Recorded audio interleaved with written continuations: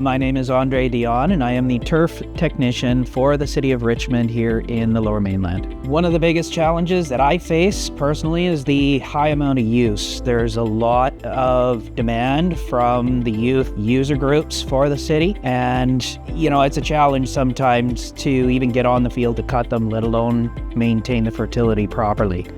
The recommended number of hours of use per week is between 12 to 15 hours. Well, we'll get that just on Saturday and Sunday when the kids are out playing on the weekends, let alone practices or evening games during the week.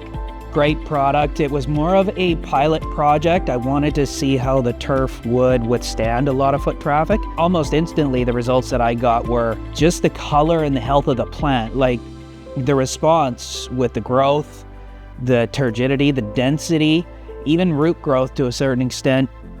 I started noticing improvements almost immediately. I'll give you an example. I hosted a tournament. It's called the Nations Cup tournament. There was over 50 teams playing over a 4-day period, and it got a ton of traffic. And when the tournament was done, those fields withstood all that foot traffic. It was pretty impressive how they responded. When you're walking down a fairway, you're walking just in select areas. The foot traffic's spread out over a larger area. When you're talking about a soccer pitch, you've got sometimes 3 teams or 4 teams practicing on that same area, all evening long or all weekend long. So that foot traffic is widespread right across the whole field.